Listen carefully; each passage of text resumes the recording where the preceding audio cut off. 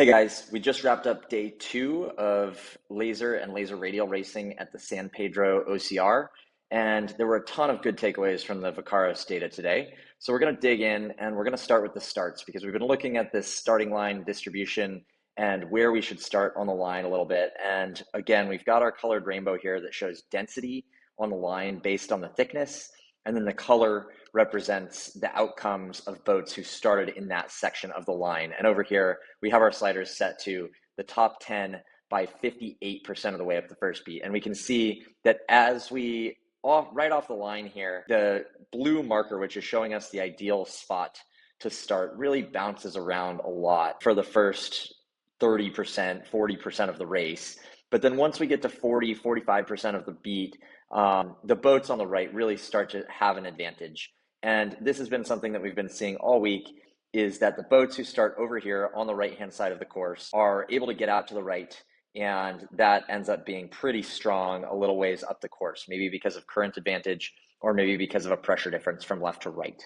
What I want to do is I want to go ahead and follow the leader here in this race and look at what that lead track looked like. So they came off the line, tacked fairly early, drag race out here to the right-hand side of the course, and ends up calling a really nice ley line into the weather mark. Bang. And this is the spot that is going to kind of put us on ley line to that weather mark. I think that when we get into race number 4, we start to see something different happen. And in race number 4, the really important piece here is that the pin end is super favored. The race committee maybe has started to realize that everybody's fighting for the boat end and tacking right away and drag racing to that right-hand side. So they start to favor the pin end quite a bit, 11 degrees of skew. And what we see after that on the day is that the pin end starts to produce really good starts, really strong starts right off the line, of course, because it's very skewed and very advantaged to start down there at the pin end.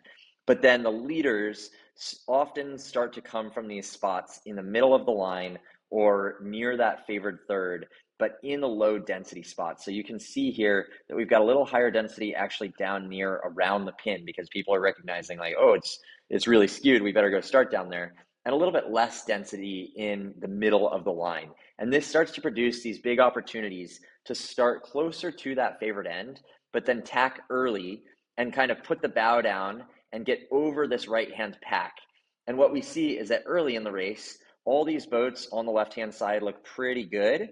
And then as we get a little bit further along into the race, the boats here who are able to foot over top, who are able to get to the right-hand side of the course and take advantage of that right being favored, actually end up looking super strong at the end. So taking advantage of the bias, but at the same time having your plan for how you're going to get to the right-hand side of the course, to that favored side of the course. Okay, let's go to race 5 here. And what we see in race 5 is a very similar picture. Off the line, we see that the pin is quite favored, that it is at 9 degrees, 10 degrees of pin bias. And so the boats who start down here at that pin end do quite well. What we see in the long run is that these boats who start kind of to windward of that biased end, and really in my mind, it looks to me like this is kind of to leeward of the least dense part of the line. This middle of the line is the least dense part of the line. And that boat is the first boat that's able to tack and cross because they have some space on their hip.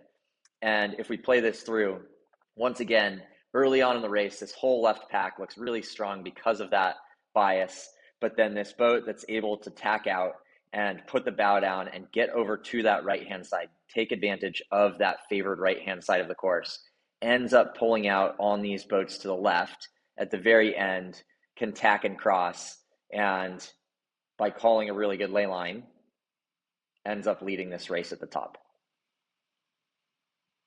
So hopefully that's helpful. Let's take a look at the plan B. We're going to go ahead and look at 2 different boats who execute 2 different plan B strategies. And so these were boats who fought for the boat end, didn't win that battle, weren't in the front row. And we're going to watch the 2 strategies play out. So the first boat is this one that we have selected here.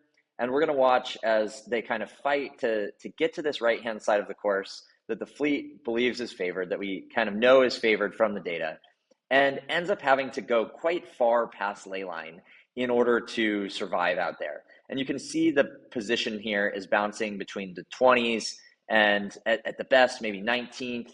And then as we come into this top mark here, this is where being overstood really starts to hurt, because we've got these teams who have gone shy of ley line, who have taken 2 extra tacks right at the end and end up getting inside. And that ends up putting this boat in about 30th or somewhere in the 30s around that top mark.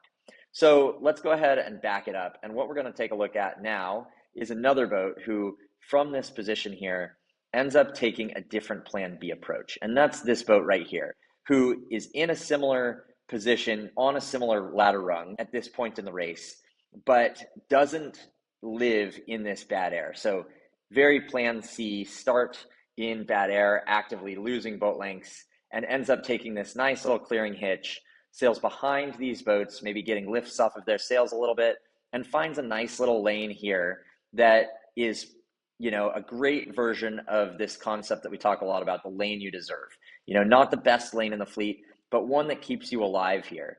And as we can see, we're starting to make progress. We're now into the low or the high teens here, and we're able to kind of sail against the grain towards that favored side and take this nice spot that's not as overstood as many of these boats here, because now we're actually making quite a bit of progress in the fleet. We're into the top 10. And so I think this plan B escape was really, really effective. Really nice lane selection here. And ultimately, that came back to this initial clearing tack that took us out of this plan C lane, and then this really nice lane selection here that was a lane that was maybe not the best. We've got pressure from this boat above, but clear air, able to sail our own groove, and that really set us up for success later on in the beat. So really nice plan B here, and I think this is something worth noting and worth learning from. Awesome. Hopefully that's helpful. Good luck out on the water tomorrow, and we'll be doing a couple more of these in the next few days.